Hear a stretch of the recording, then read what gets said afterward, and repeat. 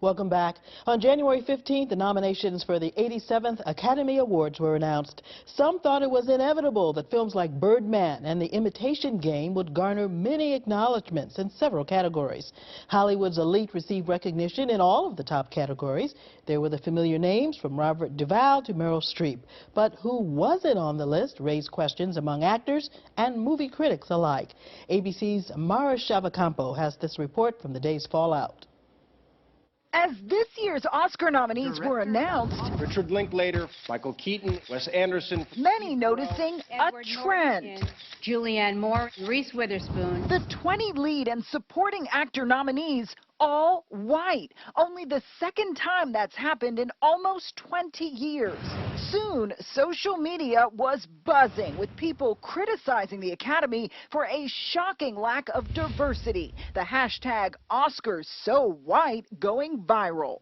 Something you can't kind of understand. I'm disappointed. One of the most notable snubs, David Oyelowo. Give us the vote! Widely expected to snag a Best Actor nod for portraying Martin Luther King Jr. in Selma. Women also largely overlooked, especially in the category for Best Director. Kathryn Bigelow. Which hasn't seen a single female nominee since 2010, when Kathryn Bigelow won for The Hurt Locker.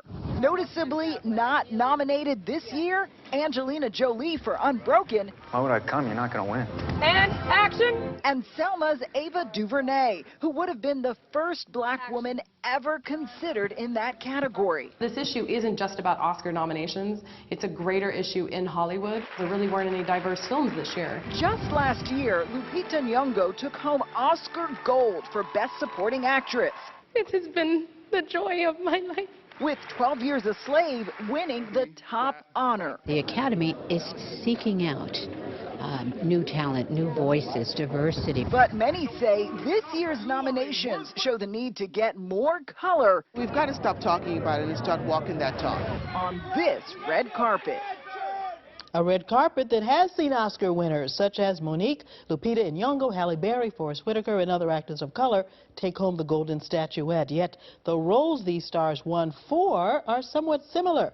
Some in Hollywood are starting to speak out about how the movie industry chooses to recognize some actors of color on the silver screen. Mara Shavacampo continues with this report. Though it's been hailed by some as an Oscar-worthy performance, actor David Oyelowo was not nominated for playing Dr. Martin Luther King Jr. in Selma. This morning, the actor is speaking out for the first time about what many are calling a notable snub. I say to people, calm down, it's fine, be angry, be angry. Speaking at the Santa Barbara International Film Festival, Oyelowo said black actors aren't recognized enough for playing strong characters. I'm telling you God's words, not no hustle. To me, Denzel Washington should have won for playing Malcolm X. I earned that money 10 hours a day, 7 days a week. Also citing Sidney Poitier, not even nominated for In the Heat of the Night. Generally speaking, we as black people have been celebrated more for when we are subservient, when we are not being leaders or kings or being in the center of our own narrative driving it forward. Lack of diversity is seen by some as a big problem in Hollywood. This year, all 20 lead and supporting actor nominees are white. Something you can't kind of understand. I'm disappointed. Only the second time that's happened in nearly 20 years. The entire brouhaha over Selma has really opened a lot of people's eyes. I think there is now a more acute awareness of the fact that if there are going to be zero minority nominees in the major categories, people are going to notice. Noticed not just by those going to the movies. It's okay. Tell them they're a bunch of... but now by those making them.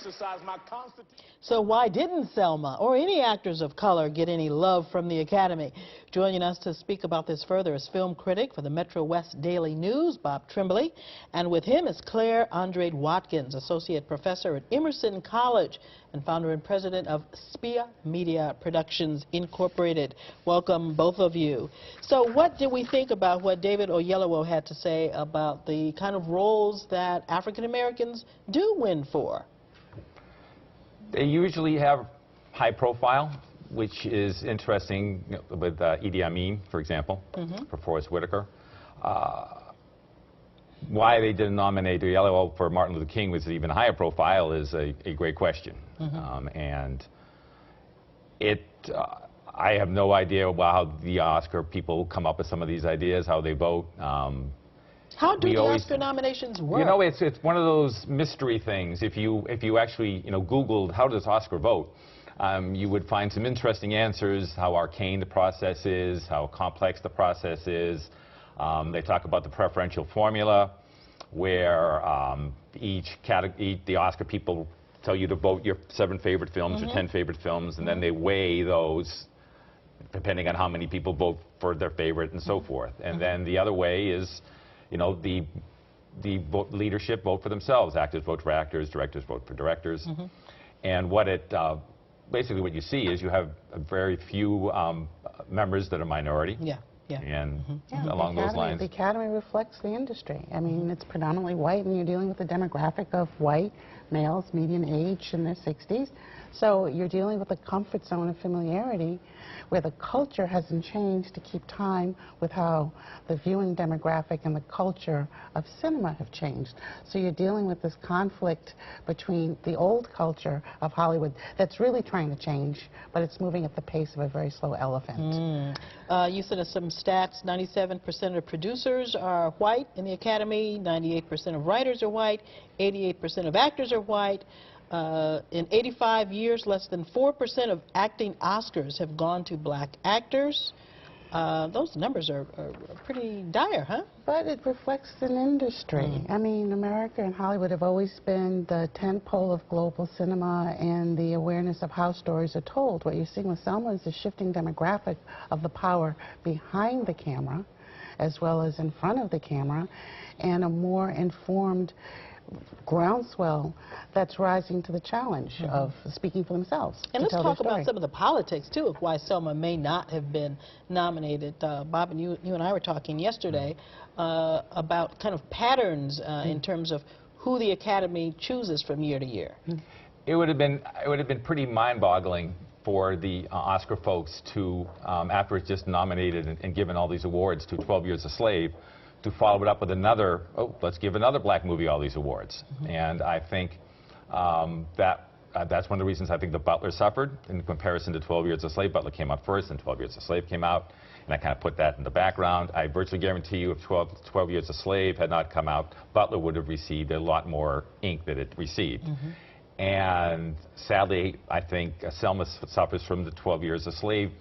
If 12 Years a Slave hadn't come out, I virtually guarantee you Selma would have been getting a lot more press than it has. There's only space for one at a time on the front row. So it's not about the work. It's really, in large part, about politics. The politics of there is one space that's reserved for the one black film that comes up. And it really has never really changed much since back from Sidney Poitier to this point. Hollywood has space for one.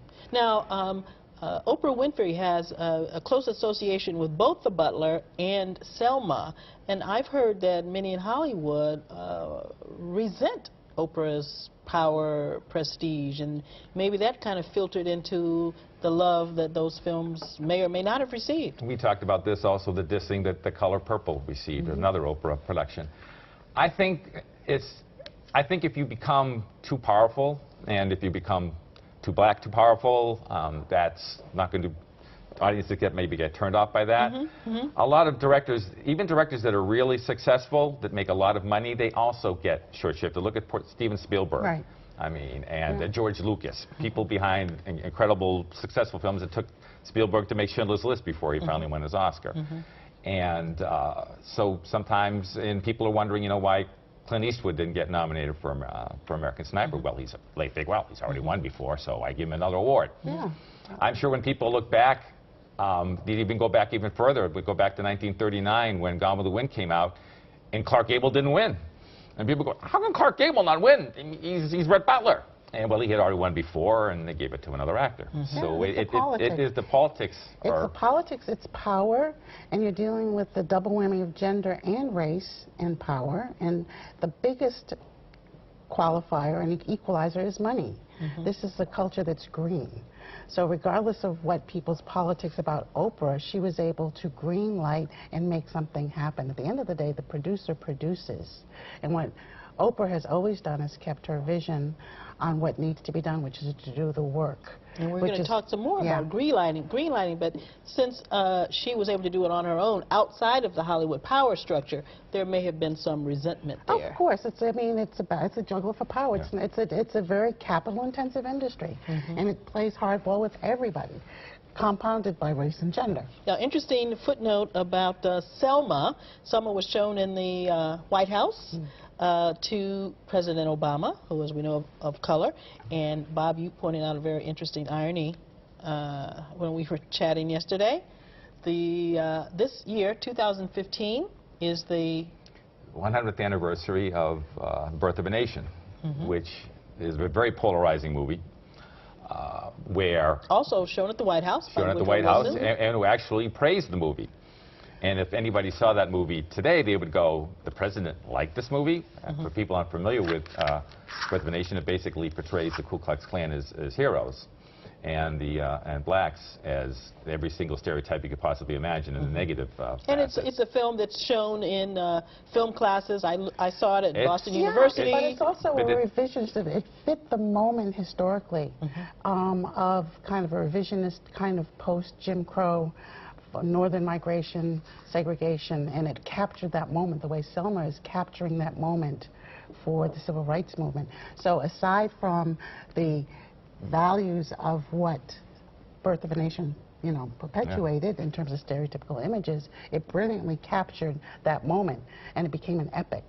As Selma has the same characteristics to capture a moment historically, to commemorate Martin Luther King and the civil rights moment without it being mythologized, but as the story that puts a finger on the pulse of that moment. Which is why it should be considered as a Best Picture. Another interesting irony, the Edmund Pettus Bridge, which is the one of the key characters, if you will, in the movie Selma. Edmund Pettus was a Grand Wizard of the Ku Klux Klan. I want to quickly touch on the politics of Selma.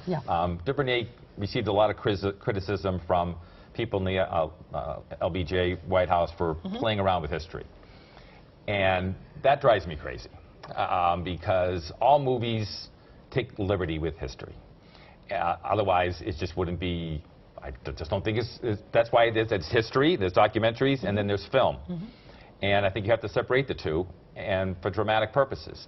I mean, no one criticizes, very few people criticize The Imitation Game for a scene in that movie where the lead character goes above the guy and writes a letter to Churchill, and Churchill says, oh yeah, you're right, you believe that. That's completely not true. Or that in Lincoln, you didn't see Frederick Douglass. Yes. I mean, so again, I don't think so. For them to criticize Selma on that point just doesn't cut it with me. All right. No, and it's only one, it's a human story. I mean, there were other nuances, and it was the protagonist from a black perspective, from the voice of the people. You changed the power of who was the protagonist, and that, you know, we didn't have as the tenfold as the main protagonist, the good white person, personified as LBJ.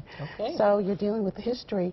It's a constructed narrative. It is a narrative script, and you have to pick narrative threads that you advance for your narrative structure.